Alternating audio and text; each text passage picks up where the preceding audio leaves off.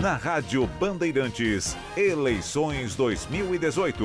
Oferecimento Pressolândia, 40 anos com tudo de melhor para a sua casa e os menores preços do mercado. Acesse pressolândia.com.br. E Arquitec, guarda de documentos e informações com serviços de organização, digitalização e armazenamento.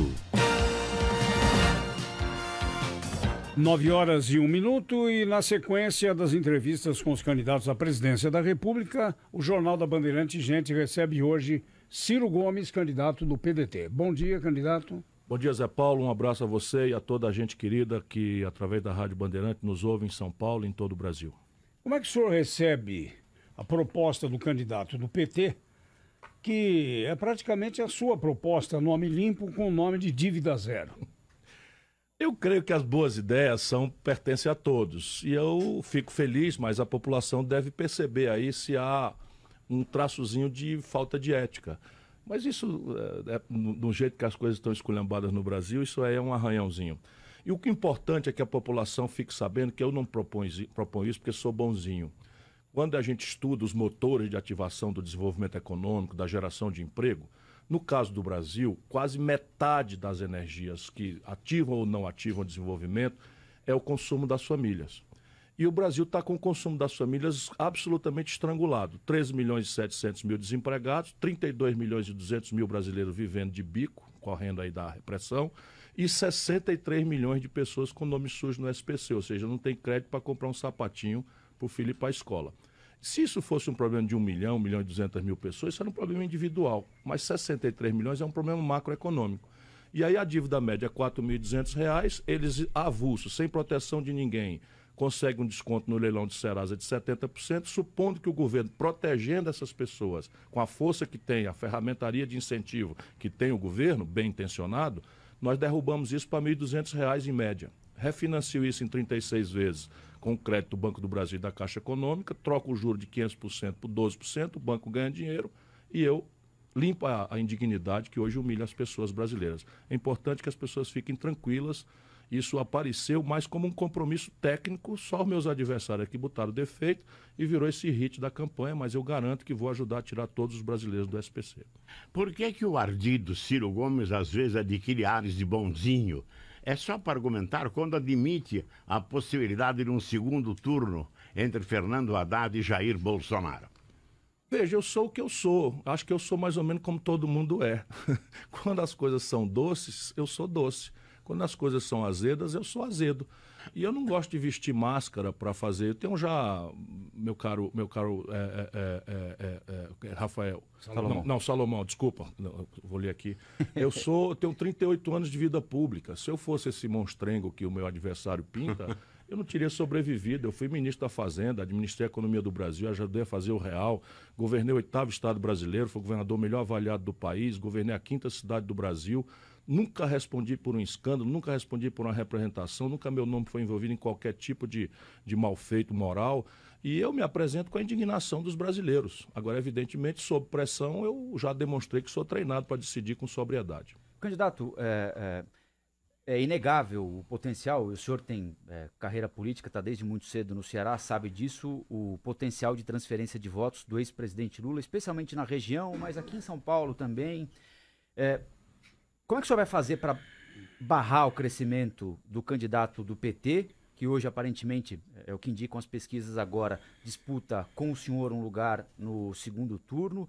E quais são as diferenças básicas para um eleitor que acompanha o noticiário medianamente entre a sua candidatura e a candidatura do PT? A minha candidatura tenta propor ao Brasil uma saída que nos proteja desse radicalismo violento que está descambando para o ódio e agora para a própria violência física.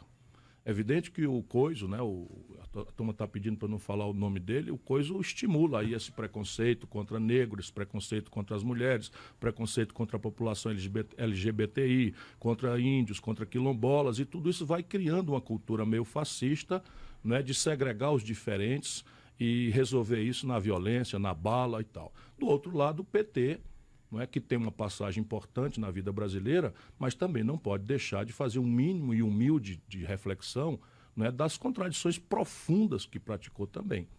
Não é brincadeira, o Palocci é réu confesso. Está preso, comandou a economia em nome do PT 8 anos no Brasil. Né? Tem 3 ex-tesoureiros do PT presos. Mas eu nem quero entrar para essa área moral, que já é uma coisa muito crítica. Então vamos falar o seguinte, nós estamos em São Paulo, a principal cidade da América Latina, não é? O motor econômico do Brasil, e o meu amigo Haddad foi prefeito dessa cidade, não inteirou 2 anos ainda que ele saiu. Com o apoio do Lula, indicado pelo Lula, com a força do Lula, o Haddad perdeu para o Dória, né, que é um farsante, no primeiro turno. E isso em todas as urnas da capital. Agora, sobre esse assunto, o senhor disse que o Brasil não suportaria outra Dilma. É exatamente o que eu Fernando penso, Haddad. que é a inexperiência. É a inexperiência. O Haddad, eu volto a dizer, eu tenho que ser delicado, porque eu sou amigo dele, pessoalmente. Não é? Eu ajudei o Lula dos 16 anos da luta. Não é possível, eles hoje me agridem, me insultam, mas assim, a minha história está aí posta. Eu ajudei o Lula, o Ceará foi o único estado do Brasil, e acredito que devo isso a uma militância modesta minha, que deu 2/3 dos votos contra o impedimento, contra o impeachment. Aí o PT chega e se alia com o Renan Calheiros e com o Eunício Oliveira. Não dá mais para mim isso. Percebe? Com todo respeito ao meu estimado amigo, esse papelão que ele está cumprindo, ou o papel que ele está cumprindo, foi oferecido a mim. Na antevéspera da definição da não candidatura do Lula, o Lula, que é um velho amigo meu, pediu para eu ir lá a Curitiba. É uma revelação importantíssima. Muito importante, ó, que todo mundo saiba disso. O Roberto Requião foi ao presídio, foi lá na prisão e ligou para mim dizendo que o Lula estava pedindo para eu ir lá, queria que eu fosse o vice dele, aceitasse ser vice dele e substituí-lo no caso de frustração. E eu agradeci a honra, mas disse a ele que o Brasil não pode ter um presidente por procuração. Nosso país precisa de liderança, nosso país precisa de achar um caminho equilibrado, um caminho que a gente possa tirar os extremos dessa coisa e tentar ver se a gente ajuda o Brasil a crescer, a produzir os empregos. Veja bem, o que aconteceu na eleição passada, Salomão? O Aécio perde por um pouquinho de nada, não reconhece o resultado e não é possível que a gente não aprenda nada desse desastre. Essa confrontação violenta produziu o Bolsonaro. Pronto, falei o nome do coisa, né? Produziu o Bolsonaro. E o Bolsonaro representa um protesto, uma indignação, não é que eu considero respeitável. Mas a proposta que ele, com Paulo Guedes, com o general, esse jumento de carga que ele escolheu para vice e tal, que está propondo explicitamente um golpe de Estado. E vou dar tudo que eu tiver de meu entusiasmo, do meu amor, da minha paixão, da minha agressividade, do meu talento, tudo que eu puder dar para ajudar o povo brasileiro a não cair nesse precipício de nos obrigar a escolher os extremos. Nós precisamos sair pelo caminho do diálogo, da possibilidade de conversar os brasileiros todos depois da eleição para consertar a situação, que não é fácil e está piorando muito gravemente na economia. Agora, candidato, esse eleitor do Bolsonaro, ele está dizendo alguma coisa que precisa ser ouvida, né? Precisa ser ouvida e eu ouço. Ele está dizendo que a política tradicional apodreceu, ele está dizendo que não aguenta mais a incapacidade, a incompetência, o descaso das autoridades com a violência, que espetou o medo no coração da família brasileira, e diante disso o pensamento progressista tradicional fica com conversa fiada, traduzindo direitos humanos como se fosse uma proteção de bandido, o que é um equívoco, mas é o que está aparecendo à maioria das populações, e ele está querendo negar o diálogo. Porque a política é complicada, a política exige transações, exige negociações, reconhecimento das diferenças, e a população brasileira desempregada, em massa, não é? Ofendida pelo aviltamento da condição de trabalho, por essa selvageria da reforma trabalhista. A população brasileira está predisposta, parte grande, a soluções toscas, rápidas, fáceis de entender, e o Bolsonaro, que é um politiqueiro há 28 anos, deputado federal do Rio de Janeiro, profissional da política, meteu 3 filhos na política, não é? Está aí surfando na onda, né? Agora já para negar a legitimidade do resultado eleitoral. Camarada doente. Eu suspendi minha campanha 3 dias em solidariedade humana, que eu acho que é um gesto que a gente tem que fazer. Antes de sair todo dia, ligo para o hospital para saber se está tudo bem e tal, para a gente poder fazer o debate, porque eu quero ele sadio, são, salvo. Eu lembro que eu fui colega do Bolsonaro, 4 anos, a gente todo dia se apertava a mão. Enfim, as pessoas, que é o meu privilégio, o ônus de ser velho é o privilégio de conhecer todo mundo. Eu sou amigo do Haddad, sou colega da Marina, colega do Meirelles. Para bem dizer, o único que eu não conhecia era o Amoedo, os outros todos eu fui colega e sou amigo. E sobre isso, candidato, Qual o peso que o senhor acha que vai ter nessa eleição, o passado e o histórico de todos os candidatos que estão disputando a presidência da República? Esse peso vai ser maior do que as propostas que eles têm para o país? O critério é desigual, Pedro. É engraçado isso. Porque se aplicasse, né, o juízo moral que se aplica sobre o Bolsonaro, né, no Alckmin, era uma coisa assim, mas o peso é diferente. Embora o Alckmin esteja pagando muito caro, não é, o situacionismo. Por mais que a propaganda diga o oposto, ele é o Temer, né? Ele é a agenda do Temer, ele empoderou o Temer, ele apoiou as reformas do Temer, ele está com a turma do Temer junto com ele. E isso virou um pé de chumbo que aparentemente está impedindo, porque é outra pessoa serena, outra pessoa equilibrada, outra pessoa que eu, por exemplo, torcia muito para que o debate fosse entre nós dois. Quem assistiu os debates aqui na Band, por exemplo, eu puxei o tempo inteiro ele para discussão e em temas programáticos, porque com todos os defeitos, conservadorismo, etc., é uma pessoa civilizada, uma pessoa que respeita, né, vamos dizer, as regras democráticas contra a barbárie que o outro representa. Ficou no caminho, aparentemente. Né? Agora, o senhor falou de segurança pública, né? O que o senhor faria, por exemplo, diferente do que foi feito aí nos últimos anos, para tentar dar um pouco mais de segurança para a pessoa que está no carro agora, com medo de tomar um revólver na cabeça? Tudo. Bom, é uma resposta muito simples, mas vou explicar. Tudo diferente. O Brasil tem um problema macroeconômico, que eu vou repetir, 13 milhões e 700 mil desempregados, 32 milhões e 800 mil brasileiros vivendo do bico. Aqui a fronteira é muito difusa, muito difusa. Chega o rapa, toma a mercadoria do cara, ele vai para o bairro dele chorando, amargurado, ali o traficante oferece ele no diário de R$70, e ele tem a conta para pagar e a comida para comer da família, o remédio do filho doente. É muito difícil que, por princípios morais, familiares, que são fortes, religiosos na nossa comunidade, o instinto de sobrevivência não lhe permite. Então, essas coisas aconteceram no Brasil de uma forma pesadíssima e, incrivelmente, o governo federal não orçou nada diferente do que orçava 15 anos atrás, e não mudou institucionalmente nenhuma lei. Então, veja, faz sentido, vamos perguntar aqui para todo mundo que está conversando conosco nesse momento, faz sentido o Brasil ter hoje 760 mil pessoas encarceradas, das quais 400 mil são garotos presos com pequenas, minúsculas quantidades de droga? Evidentemente, não estou dizendo que são bonzinhos, anjinhos, não. São microtraficantes que os grandes traficantes botam para distribuir, para a polícia matar, para a polícia fazer estatística de que está fazendo alguma coisa, enxugando gelo. E quando eles entram no presídio, são imediatamente cooptados pelas facções criminosas que os transformam em soldados agressivos da banalização da violência. Isso tem a ver com novas leis, nova política penitenciária, novo tipo de tratamento legal. Usar o exército para combater a violência é errado? Pura bobagem. O exército não é treinado para isso. A única coisa parecida de exército com polícia é a fardinha. O exército é treinado para matar o inimigo. A polícia precisa formar a culpa do meliante, do delinquente. Isso é completamente diferente as tarefas. E aí você bota no Rio de Janeiro, todos os indicadores de crime violento aumentaram. Agora vamos aproveitar o gancho. O senhor criticou agora há pouco o vice de Bolsonaro, que é o general Hamilton Mourão, que propõe aí uma constituinte. Mas essa proposta não é novidade. O PT já tinha feito isso há alguns anos. Não estou dizendo que esses extremos se parecem muito. Esses extremos se parecem muito. Regulação de mídia.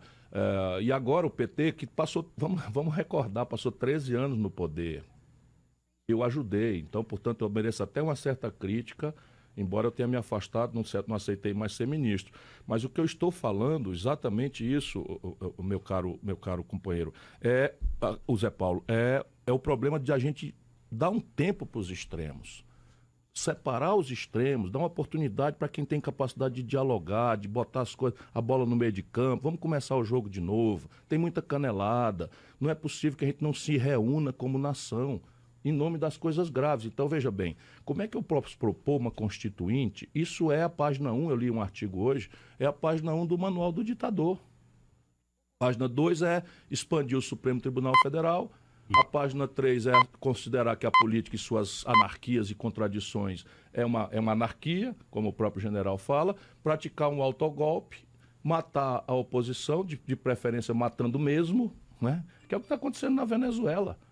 Vocês imaginam que a Venezuela é um assunto irrelevante? Não, a Venezuela é um assunto muito bom na tragédia daquilo, para ver se a gente tira uma lição para o Brasil. O senhor está se apresentando para o eleitor, então, como um candidato do centro?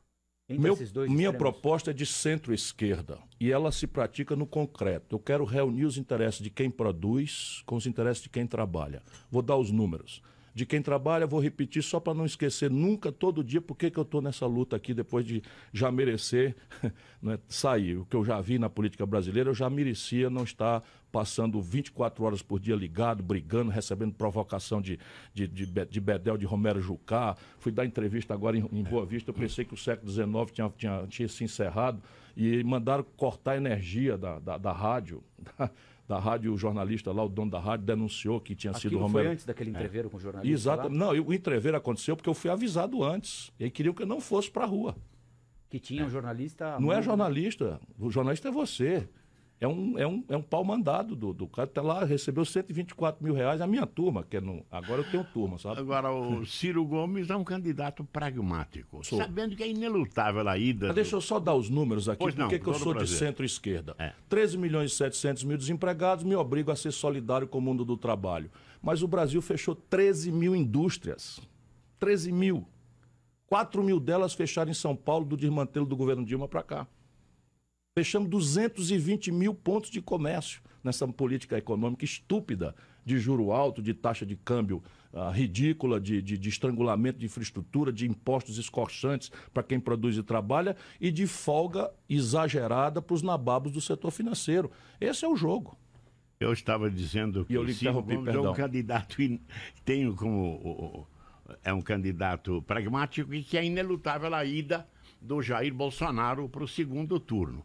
Por que as suas críticas se concentram mais nele quando tem que evitar a ida do Haddad? Que o senhor disse que não conhece o Brasil. O pior dos defeitos dele é não ter experiência, não conhecer nada de Brasil e quer ser presidente da República.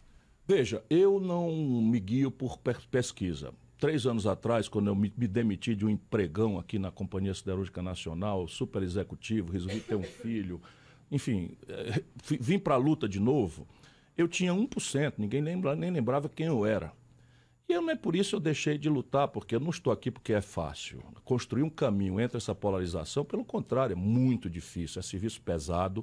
E eu calculava que fosse ser tudo assim. Eu errei completamente, mas ainda insisto, turrão que sou, de que o Bolsonaro só permanece onde está por conta dessa tragédia que aconteceu no pessoal com ele, a facada. Não é? Porque ele é muito inconsistente. A economia política que o Paulo Guedes advoga destrói o agronegócio brasileiro que vota nele. Então veja como as coisas, vota nele por causa de arma, vota nele zangado com o MST e não lê que a proposta econômica do Bolsonaro elimina subsídio. Ora, sabe quanto é o subsídio no crédito rural brasileiro para o agronegócio? 158 bilhões de reais. Se você tirar esse subsídio do agronegócio, o agronegócio fecha em 12 meses. E isso a taxa de câmbio, porque eles é que pagam a conta nossa com o estrangeiro, vai para 10, 12, 15 reais. Como nossos preços são todos vulneráveis ao dólar, o pão vai explodir, o preço do remédio vai explodir, o preço da passagem de ônibus vai explodir, e ninguém quer parar para prestar atenção.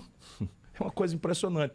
Portanto, eu não me guio por pesquisa, não vou ceder aos institutos de pesquisa, né, o predomínio da luta política, e vou levar essa proposta com muito encantamento, muita esperança de que eu vou ajudar o Brasil a se livrar dessa contradição. O senhor nasceu no estado de São Paulo, nasceu em Pindamonhangaba, Vale do Paraíba. Que é a mesma terra do Geraldo Alckmin. Pois é, veja como eu sou. Nós nascemos na mesma maternidade com o mesmo médico parteiro. Ele no dia 5 de novembro, no dia 6. Isso é o que eu estou dizendo, por alguma razão... O senhor já foi lá na campanha? Não, ainda vou lá porque, enfim, eu tenho parentes lá ainda, todo ano eu vou, enfim, ainda fica na passagem de Aparecida, onde está a nossa padroeira, na passagem de Campo do Jordão, né, ali o Vale do Paraíba, São José dos Campos, onde está a Embraer, que eu estou defendendo com unhas e dentes. O senhor vai rezar também lá em Aparecida? Vou ter um debate lá e eu vou rezar. Um parto tranquilo, né? Sem forceps. O quê? Parto tranquilo. Foi, ambos partos normais, no tempo que não se forçava tanta a mão das mulheres para fazer cesariana. Falar nisso, e o Mais Médicos, como é que será na sua gestão como presidente? Será mantido, ampliado, só que eu quero fazê-lo com médicos brasileiros. Portanto, eu vou mexer na formação, né, como já fiz na minha cidade. Em Sobral tem hoje a melhor faculdade de medicina do Brasil, federal, gratuita, e já foi desenhada para produzir clínicos gerais com aptidão para a saúde da família. O senhor é contra trazer médicos de fora? Eu sou. É um país como o nosso, do tamanho que somos, trazer médico de fora é meio um constrangimento. Candidato, É evidente que o mais importante é a atenção à população. Enquanto não tiver médico suficiente, serão mantidos os médicos que vieram de fora. o próximo presidente... Mas hoje há muitos médicos na Bolívia, brasileiros, muito médico em Rosário, na Argentina, que eu visitei já e quero facilitar a habilitação deles.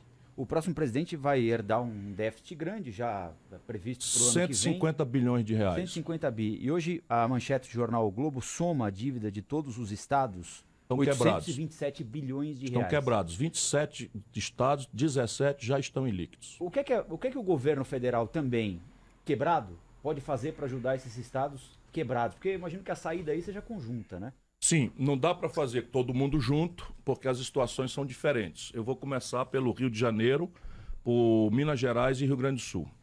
Aqui, basicamente, vamos tomar o exemplo do Rio Grande do Sul. Você tem 3 questões graves. A primeira, a forma com que o Rio Grande do Sul foi humilhado com a negociação da dívida da União.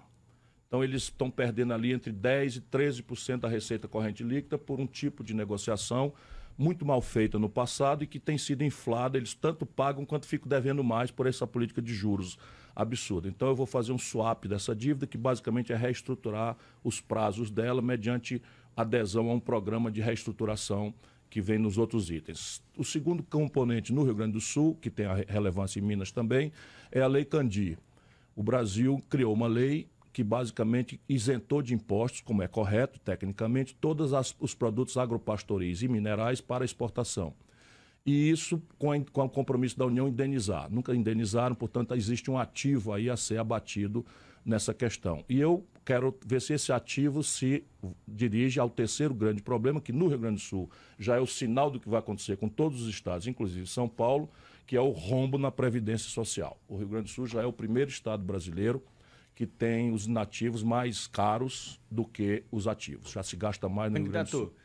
Ciro Gomes, qual deve ser o critério do governo federal para liberar recurso para municípios e estados? O critério vão ser condicionantes à adesão de um projeto nacional de desenvolvimento. Eu vou forçar a mão, mas vou forçar a mão com muita força. Porque o critério hoje é político, né? Hoje é clientelismo puro e simples, não é critério político, não. O critério político vai ser o meu. Então vai ser assim, nós vamos botar 50% de todos os bebês de 0 a 3 anos na creche em tempo integral. Quem opera isso, por regra, são os municípios, então eu vou condicionar a liberação de transferências voluntárias, naturalmente, à aplicação prioritária em creche de tempo integral, porque eu mato 2 coelhos relevantes. Aliás, isso é politicamente incorreto, eu resolvo 2 problemas de uma só tacada, né? Porque não se pode matar coelho, porque a minha mulher é defensora dos animais, nem na metáfora, porque eu nunca matei nada, nem ninguém, nem borboleta, a não ser um calango que matou um canário meu lá atrás, mas eu tinha 10 anos de idade. Imagina exportação de gado em pé, como está acontecendo quando me fizer hoje. essa postulação, eu vou estudar, que é a PEC 31, não. É o PL 31, sou bastante simpático a ele, né? Enfim, então fazer as condicionantes ser isso. Então a primeira grande tarefa, creche, e ir para os estados o ensino médio em tempo integral, profissionalizante, com estágio remunerado pelo governo. Aí alguém diz, eita, está fazendo outra promessa aberrante. Isso já é realidade em uma em cada das 3 escolas médias do Ceará, que, como sabem, é um dos estados mais humildes e pobres do Brasil, e eu tenho dito com muita segurança, se o Ceará, pobre como é, faz, por que o Brasil, forte como é, não pode fazer? E o seu coordenador de campanha é o Prisco Bezerra, né? Prisco Bezerra.